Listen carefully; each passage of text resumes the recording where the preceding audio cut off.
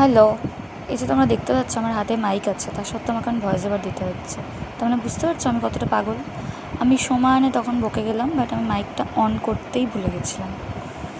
হ্যাঁ, কী আর বলবো, কিছু করার নেই। যাই হোক, তো ভয়েস ওভার আমাকে আবার দিতে হচ্ছে, যেটা আমার দিতে একদম ভালো লাগে না। মানে ভালো লাগে না মতলব আমি বুঝতে পারি না যে আমি ঠিক কী বলবো। আমি কথা খুঁজে পাই না ভয়েস ওভার দেওয়ার সময়। বাট যখন আমি মাইকটা নিয়ে যখন ভিডিওটা স্টার্ট করেছিলাম, যখন ভিডিও করছিলাম, দেন আমি অনেক বকে যাচ্ছি। দেখো কন্টিনিউ আমার মুখ কিন্তু চলছে, আমি কিন্তু বকে যাচ্ছি। তখন আমি ঠিক কথা খুঁজে পেয়ে গেছি, বাট ভয়েস ওভার দেওয়ার সময় খুঁজে পাই না। যাই হোক, আজকে আমি একটু রেডি হচ্ছিলাম।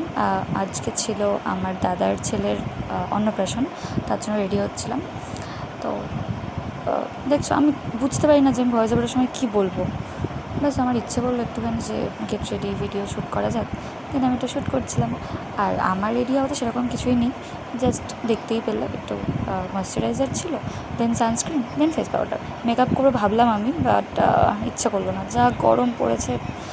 একদমই আর ইচ্ছে করছিলো না গরমের মধ্যে মেকআপ টেকআপ করি। বাবা, খুব খুব বাজে একটা ব্যাপার। যাই হোক, মেকআপ টেকআপ আমি কিছুই করিনি। দেখতে এই ফেস পাউডার নিচে, সেটাও আবার দেখতে পাচ্ছ অলরেডি ভেঙে টেঙে এর একদম 12টা আমি বাজিয়ে দিয়েছি। হাম গরিব হয়ে গাইস, গরিব মানুষ, কি আর করা যাবে। তো এভাবে রেডি হচ্ছিলাম, তখন আমি কত কিছু বলছিলাম, আমার কত কিছু তোমাদেরকে বলার ছিল। মনে হচ্ছিলো যেন কতদিনের আমি সুখ দুঃখের গল্প জুড়ে বসেছিলাম।